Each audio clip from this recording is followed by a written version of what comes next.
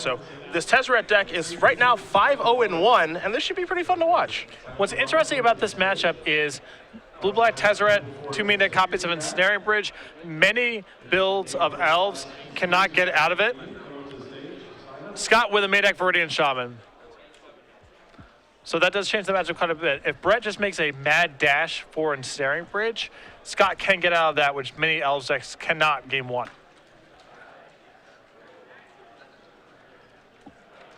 I think that, I was going to say I think Elves is the favorite, but I don't know if that's the case. I think being on the play certainly helps, though.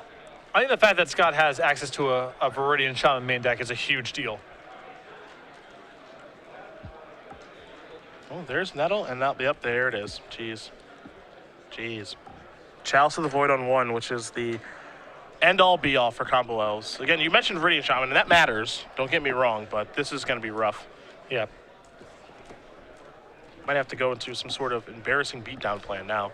Chalice of the Void is the best card in Legacy that's hard to play. Because the deck, the format revolves around 1 mana per spell so much that Chalice on 1 is brutal. But it means that you yourself have to play with very few 1 mana spells yourselves, and usually 0. So what does your deck look like in the games where you don't draw Chalice? This is the struggle with incorporating this card into decks. That's the big question. And now that, I would say that Jayne has accomplished part 1, which is okay. I'm aside from playing spells. Now he needs to be able to win and not take too much damage in the process. And it looks like that Ancient Tomb is tapping for black mana. That's fun. That is a nice combo. Not taking 2 damage for that. You know what that is? That's good deck building. Yes, that's exactly what it is. You're on to me. And now I'm not positive if Scott can break out of Chalice now, because he can Viridian Shaman one of them, but without his 1 mana Elves, I don't think he can get it back to his hand. So, I mean, here's the thing. I think we're on the, and this is tough to say, the old Dryad Arbor, Nettle Sentinel beatdown plan. Plan F. I think that's the strategy we're on right now. Now, Nettle Sentinel is a card that I believe it says when you play a green spell, it untaps. The spell doesn't have to resolve, and Glimpse is going to be countered, and now we're going to come for 3, so plenty of things to throw away to untap that thing. Scott now essentially has Stormbind in play. He can throw away any card for a shock. Ah, that's good. That is tough to beat. And if Brett isn't able to put together, some blue mana or do anything of relevance, you see a Seat of the Sidon is going to come into play and just pass the turn back. As much as we are kidding here, this could be a loss, which is a crazy thing to think. Cradle's actually a pretty good draw there. That'll turn on Natural Order. Yeah, it's a lot of mana. Natural Order is now online. Yep. You gotta give Scott some credit here. He definitely knows how his deck works. Yep. Playing these spells into Chalice, now attacking here for 4. See if Scott wants to play land. He does not. Jayne draws a copy, I think, of Thopter Foundry. That could be annoying. That's a tough card for Scott to beat at this point. Looks like Jace is going to come into play here. Delta is going to put Jayne down to 9. It's time to go searching. However, Thopter Foundry needs to be accompanied by Sword of the Meek for the old combo. See if we're ever able to get there. Yeah, 1 copy in the list. Can be transmuted artifact for, of course.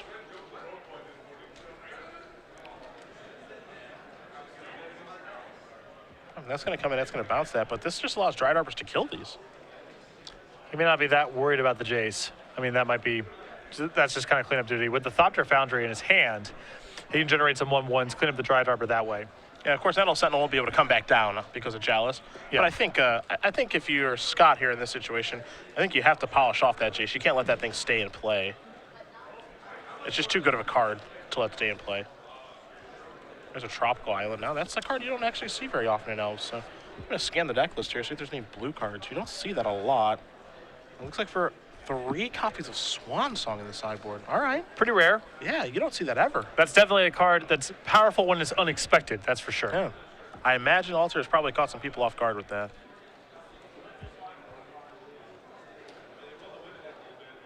Jayne going to go reaching here. We could see Thopter Foundry now. Thopter Foundry not really at its best right now without Sword of the Meek, but there is a Chalice to throw away. So take a look at this artifact. Shards of Alara style. This in combination with Sword of the Meek, very difficult to beat. And Brett gripping that Force of Will just in case anything weird happens. And no natural orders here. No hard cast Crater Hoof, nothing weird. Gotta be feeling a little bit better now if you're Brett.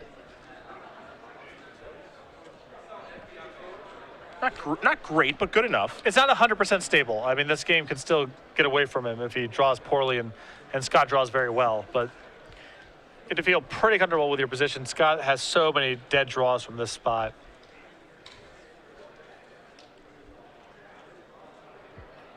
And this is a deck that Joe Lissette has been working on for some time, but has not pulled the trigger on playing it just yet. I do think that the weekend where Joe pulls the trigger on playing this deck, he's going to have a very good weekend. Whenever you sit across from Joe, you're just assuming that he's playing Miracles. At least game one, I'm sure. Yeah. He's going to have a great tournament. Looks like we got some mana here. This looks like a natural order. Maybe a Zenith. Okay, Zenith's kind of cool. Zenith for 3 here. This allows him to get a Viridian Shaman.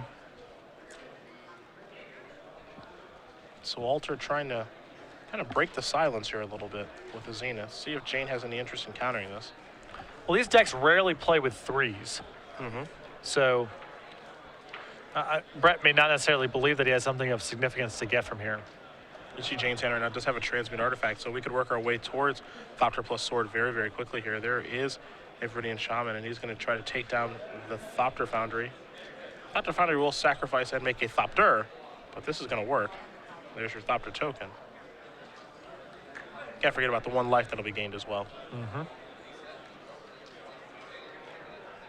Well, this means now, with 1 mana spells locked, Brett can go get Ensnaring Bridge from this spot and actually lock the game up if he can keep his hand in. Yeah, if you keep him at 0. Again, he can't get the Viridian Shaman back to his hand because all of his 1s are locked. And this is his only out to Ensnaring Bridge in the main deck. See, the Thopter's going to trade with Dryad Arbor. 1 damage is going to come through. Jayne's going to go down to 7. Again, it's not an attack that I think Alter loves to make, but he's got to keep slogging through here. Yeah. Really no other option. Time is on his side here because he can barely cast anything in his deck, so. Jace the Mind Sculptor the draw.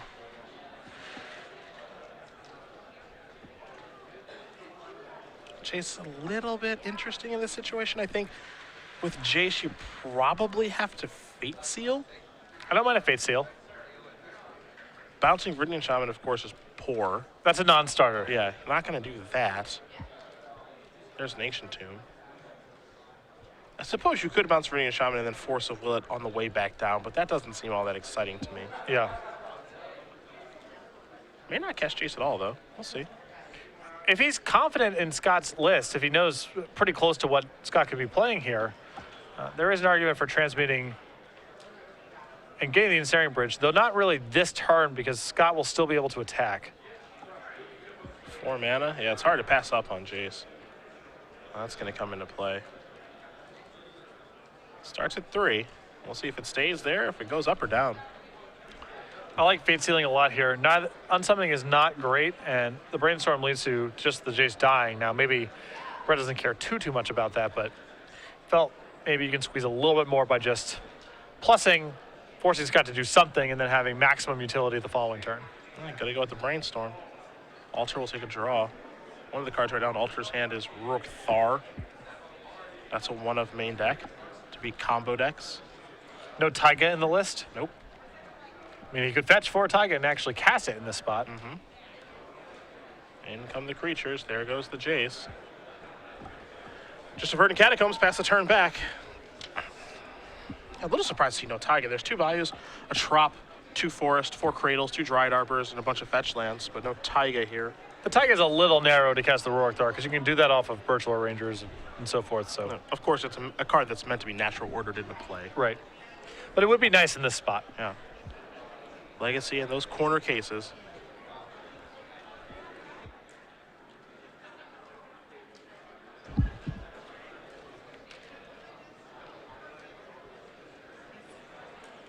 Well, the problem is it's hard for Brett to get his hand empty for the Ensnaring Bridge because part of his hand are these Force of Wills and he can't actually cast them because Scott cannot cast spells. It's time to transmute an artifact.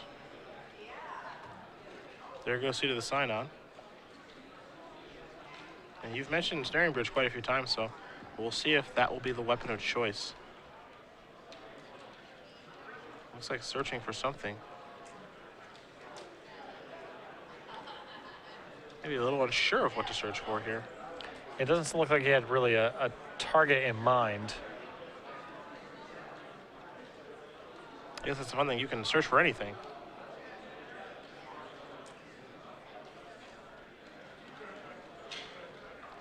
I'm sure he doesn't want to, doesn't really want to get a Thought Foundry because his only artifacts here are these chalices, which he's clearly concerned with. I mean, he didn't sack a chalice here, so. You can get the Baleful Strix. All right. That's fine here, too. Brett's just got to close out the last couple of things that Scott's capable of doing. Yeah, this is a very prison-style deck. This kind of deck we haven't seen in Legacy for a little while. I remember White Stacks, but that was so long ago. That was a pretty good draw. That is. And you may be wondering, is he taking damage to cast that? The answer is no. Well, he may be taking 2. He might be taking 2. Definitely not 4. Now he can turn an artifact into beatdown mode. Yeah, it does go down to 6. So Tedra's going to take a look at the top 5 cards. So he'll get to select an artifact with that. And of course, the ultimate at 4 mana, or excuse me, at 4 loyalty. One of Legacy's most beloved planeswalkers. For how good this card is, it didn't see enough standard play in my opinion. And I don't know. The power level of this card's so high, I feel like it's just never seen enough play. It's one of those things, again, the deck building cost is very high. You have to play with a lot of artifacts in your blue-black deck. That's a very specific thing it's asking you for. But once you've paid that cost, the card is very powerful. Yeah, the ultimate does not take much to set up.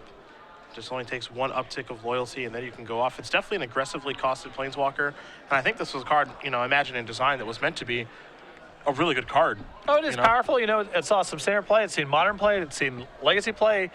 I don't know about vintage play necessarily, but it has been played across basically every competitive format. Not a lot, but a lot of that speaks to just it's a hard card to incorporate in decks. Yeah.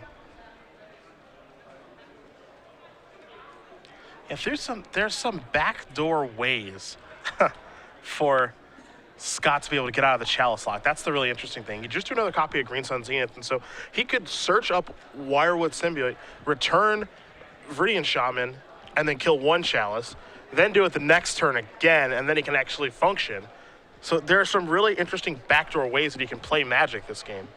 It's all predicated on Scott not losing the Viridian Shaman. Once it dies, that's all done. Yeah, that's off. I want to take a look at Tezzeret, make sure he knows exactly what it does do. The ultimate, of course, 4 loyalty, so it's already there. You take 2 for each artifact that is in play. So it'd be for 6 right now, but I think the more important thing is the minus ability, -1, you make an artifact into a 5/5. Such a sweet card. A lot to like here. Planeswalkers like this are super sweet, I think.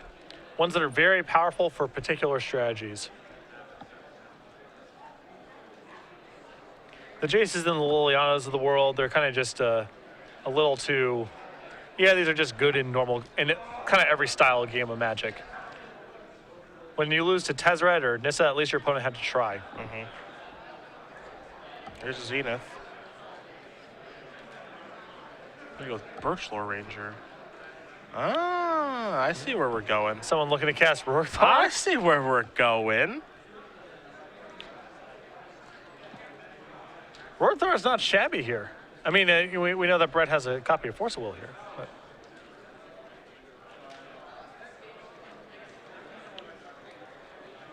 Rorthar.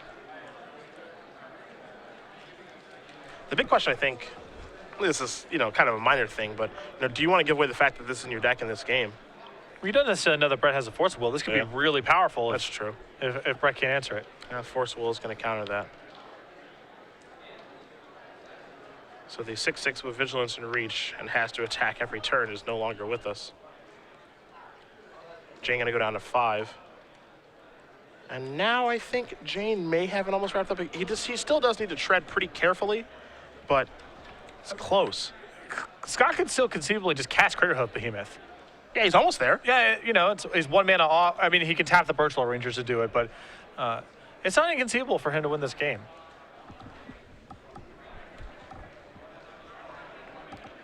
Elevator goes up here on Tez.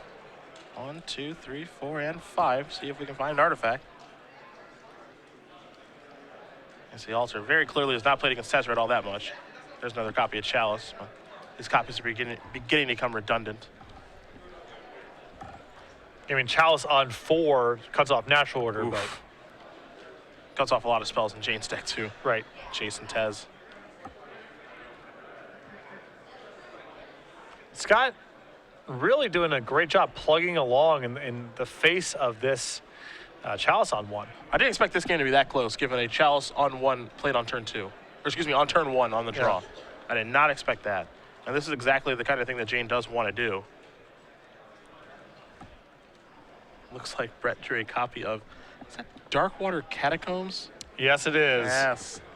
The old Odyssey staple land. That's got Joe Lissette's Mystic Gate stink all over it. It really does, doesn't it? It really does. What were those lands called back in the day? The filter lands. The filter lands, that's it. Before there were actually good filter lands. Yeah, a land that doesn't tap for any mana. Right. Artwork's kind of cool, though. Give it that. Those lands showed up all over the place.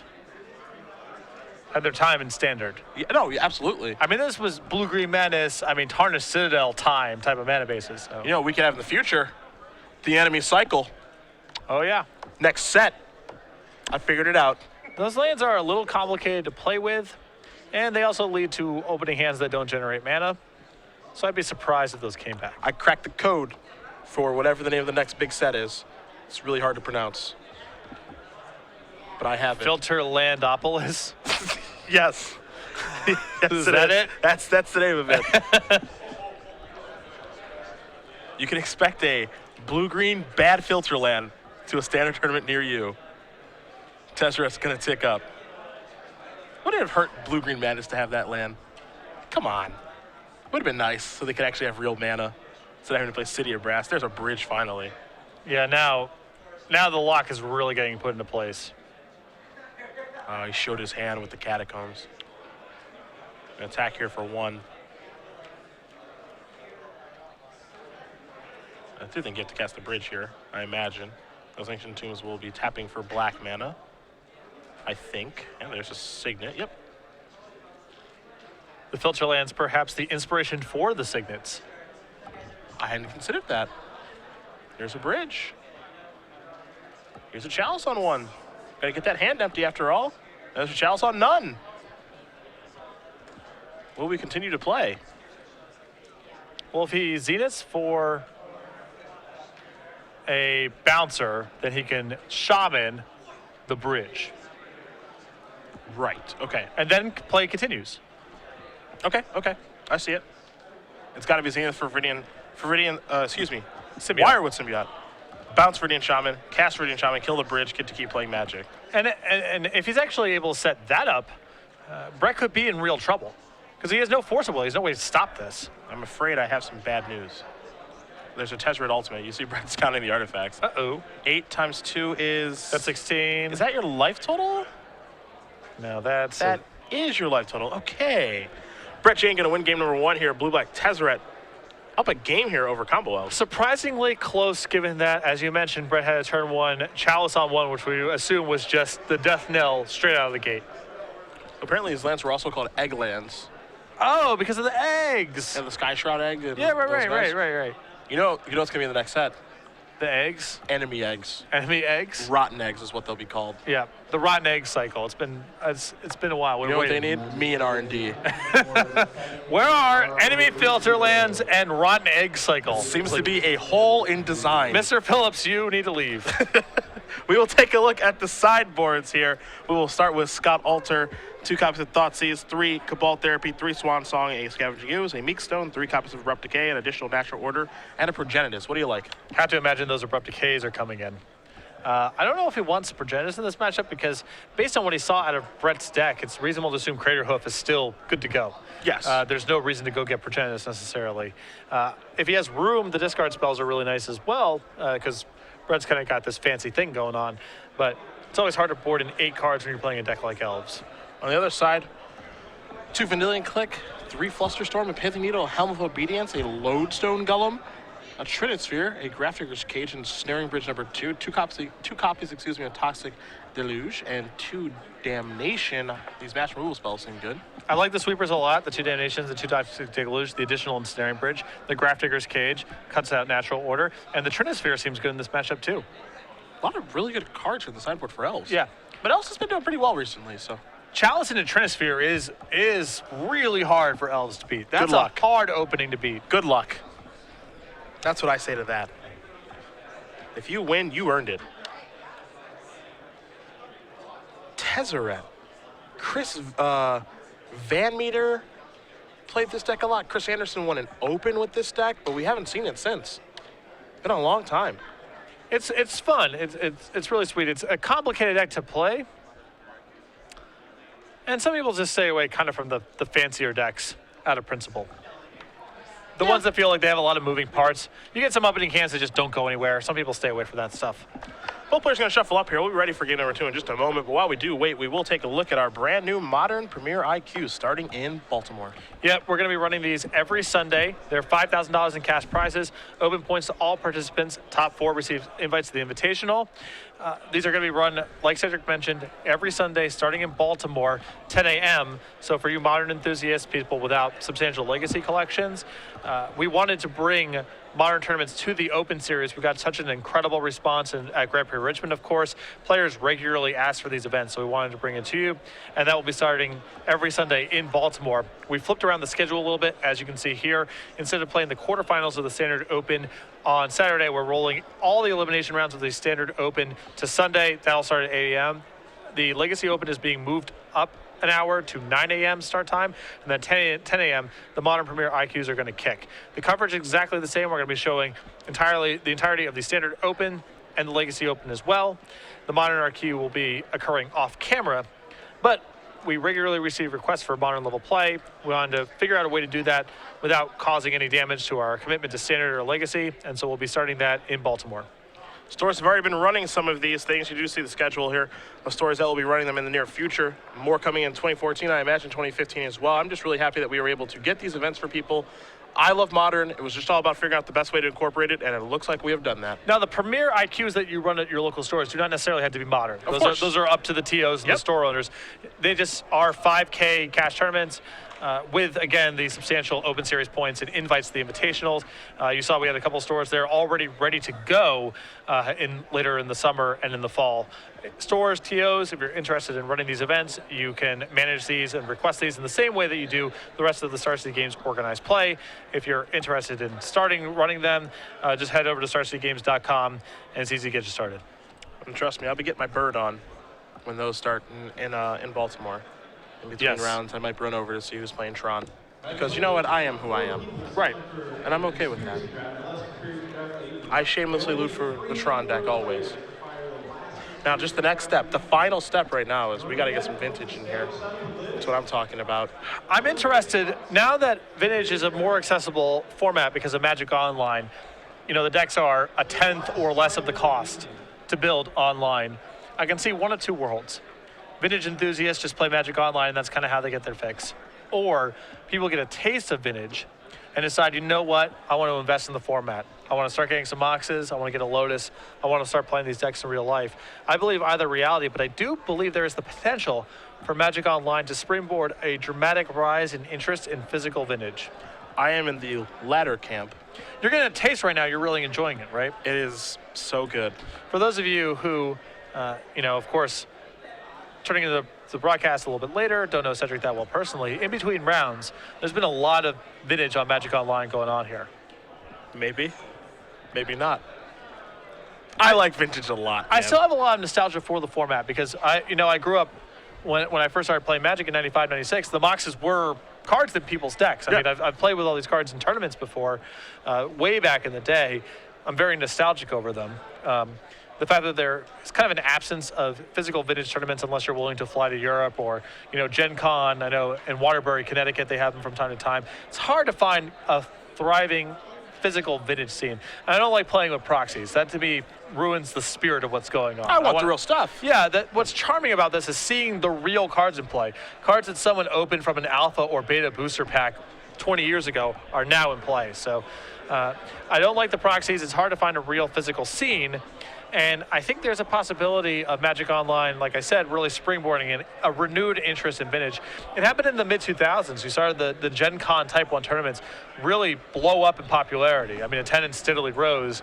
It's been on the decline or kind of steady over the last couple of years, but that could be changing soon. I wouldn't be surprised. I have always wanted to play a Mirror's Workshop and a Transfer on turn 1, and I've finally been given the opportunity.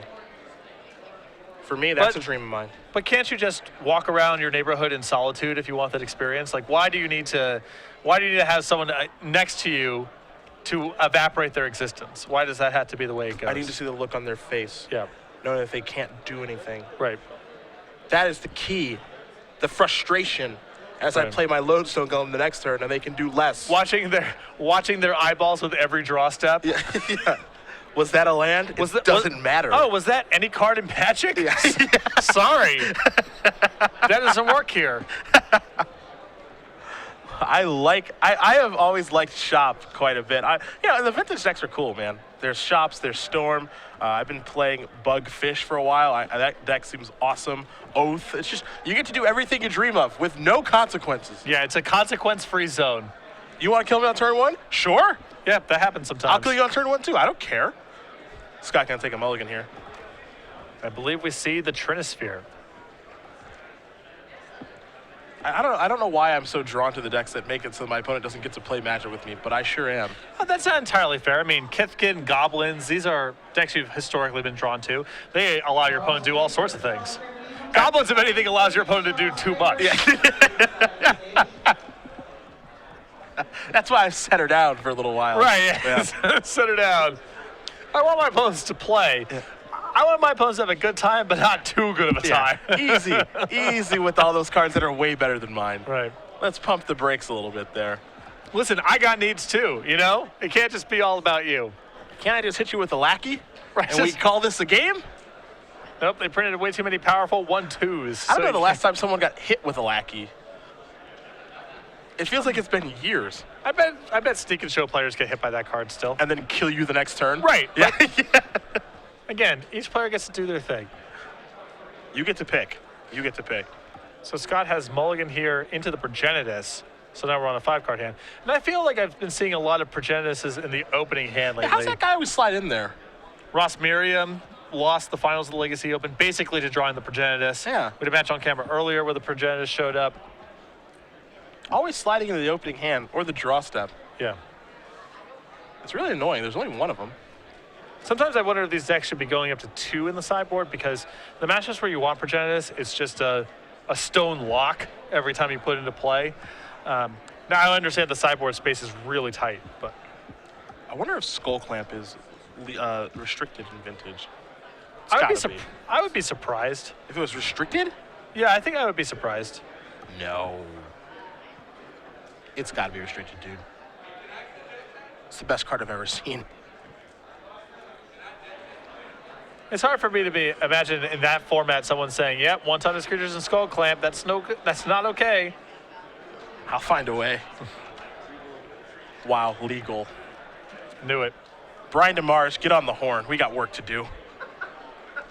You know that Gush is legal in that format. It's really hard to say there's, free cards. That's too much. You're right. Put them both in the same deck. We have work to do. We do have work to do.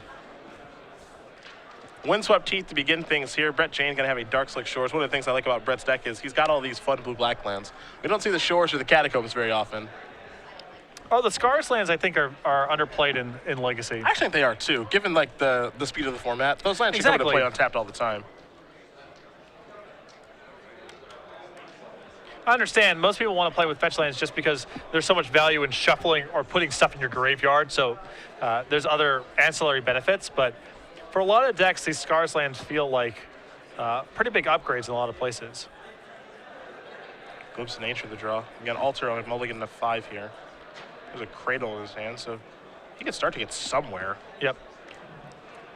Like Reanimator really everyone wants 0 copies of Dark Slick Shores. We're positive that's correct in Reanimator. I don't know. It's hard to believe it's correct. Maybe it is, but everyone seems to be pretty certain no one ever plays any. Make it a 1 of. Yeah. Boom. A Talisman of Dominance will come into play here for Jayne. Scott a lot less susceptible to Abrupt Decay, or to Chalice rather post-board now that he has Abrupt Decays, which is good.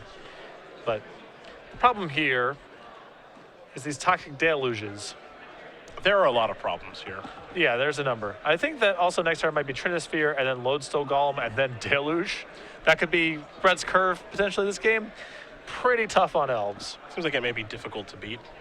Scott's really sandbagging a Cradle here. I'm not entirely sure why. You know, he could play Cradle plus a 1-drop this turn, and there's an Elvish Visionary, but I'm a little surprised to see that he's not playing Cradle into Heritage Druid and, you know, trying to actually get something going. The longer you go, the worse it gets. He sandbagged a Cradle last game, too, I think, to show more weakness than what he had in a spot where he felt probably like he needed Brett to mess up for him to get out of the game. Down comes Vintage Staple Lodestone Golem. And if it's good there, it's good here. Yeah. And this is where maybe sandbagging the lands comes back to haunt you a little Perhaps bit. a touch. A touch. Because like this turn, for example, he drew a copy of Windswept Teeth. He could sacrifice that for a Dryad Arbor, which adds more mana to the Cradle, and he'd be able to do more things. Now he can't really do anything, and it's only getting worse now. Yeah, he may be not able to cast he may not cast another spell this game. I think that's in play. Yeah, and the important thing here, I think, is the fact that, again, you have to recognize in the matchup that, sure, I'm on a mulligan of 5, but you're not really left with much of an option of, yeah, I'll do some bobbing and some weaving and stuff. I don't think you have the ability to do that. You just have to try to, you know, do what you can do because, I mean, what you're playing against is a prison-style deck. Oh, yeah, and the lock is starting to get applied here. Big time. This isn't exactly a sleeper hold. What is a more painful and immediate submission? When you break someone's arm.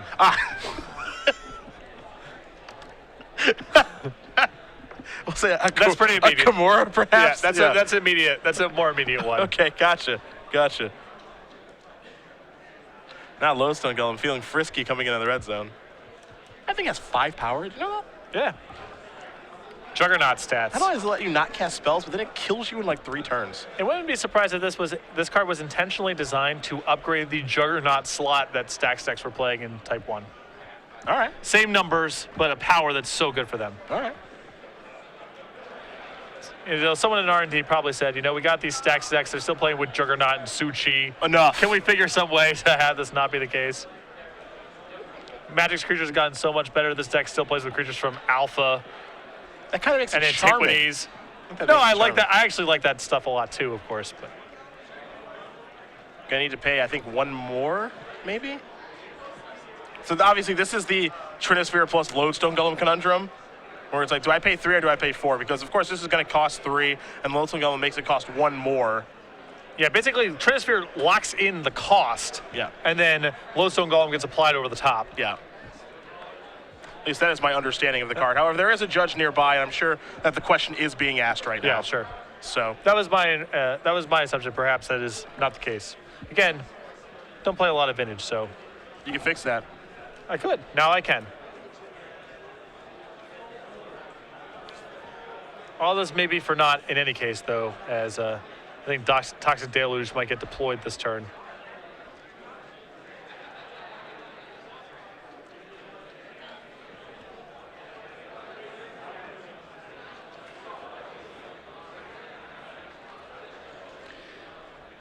See exactly what Jayne wants to do on this turn. You saw the attack, the block with the Elvish Visionary, and it gets picked back up. So now we're going to go reaching here for some manas. This is going to be 4. Oh, boy. Yeah, there's a Toxic. That's going to be for 1. This seems like a really tough matchup for Elves. Brett has yet to play a single reasonable card so far. All right, so now you have no mana. And Trinisphere and Lodestone Golem are in play.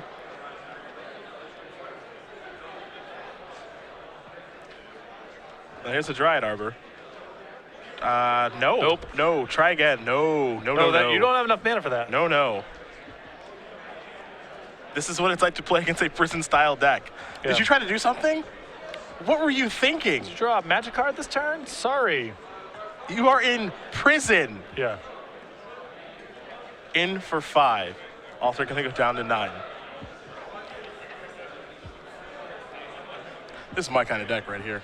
Yeah, this seems right up your alley. Yeah. Oh, I'm sorry. A spell? How adorable. Yeah. You're going to have to pay a little more for that muffler. I'm sorry. Oh, sorry. Sale ended last round. We're back to full price. Scott needs to draw a land right now to play. That's a Deathrite Shaman. You know what? That's a really good card, Yeah. Deathrite Shaman. Just not right now. So this is going to be some mana here. This is 2 and 3, so something can come down. It's an Elvish Visionary. Could see a Force of Will here, removing a blue card and then paying 3. He also cast it. I mean, he has 6 mana. Oh, yeah, okay, sure. Can play it over the Lodestone. Sure, sure. Yeah, there's that. Bunch of manas. Oh, look at that. The Delta tapping for black. Yeah. That is nice. That's just every angle. That is every angle. And now the lock is even in fuller effect because now Lodestone Golem is the Abyss. Yes. This is a really charming deck. And at home, if you would like your opponent to have no fun at any point, got the deck for you. Well, fun is zero sum. That's true. Yeah. That's what Glenn Jones saying. Right. I believe Glenn might have cribbed it from me, in fact. Possibly. Yeah. Possibly. Got a Flusterstorm over here. There's a Transmute artifact as well.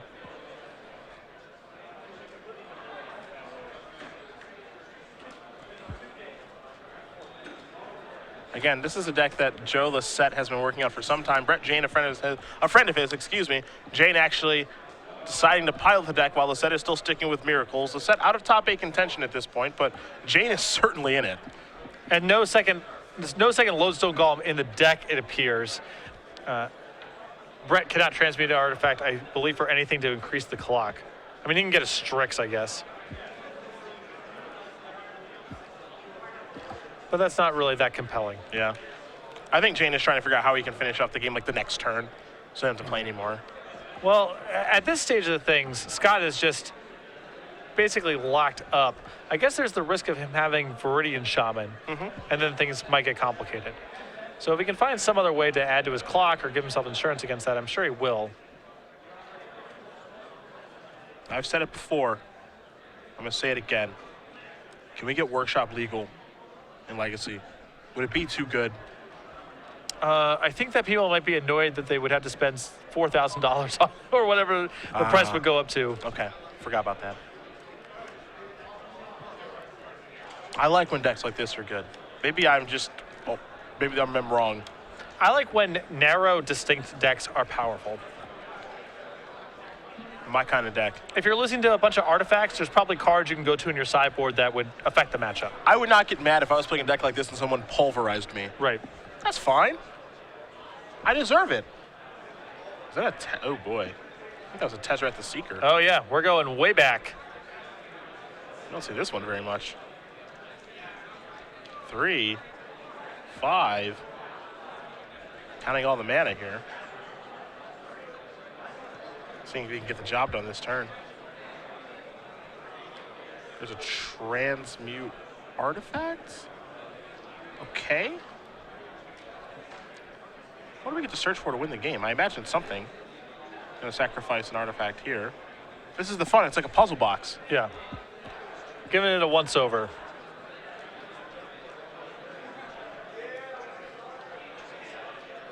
Your guess at home is as good as ours. Brett Jayne is providing your entertainment right now. Uh-oh.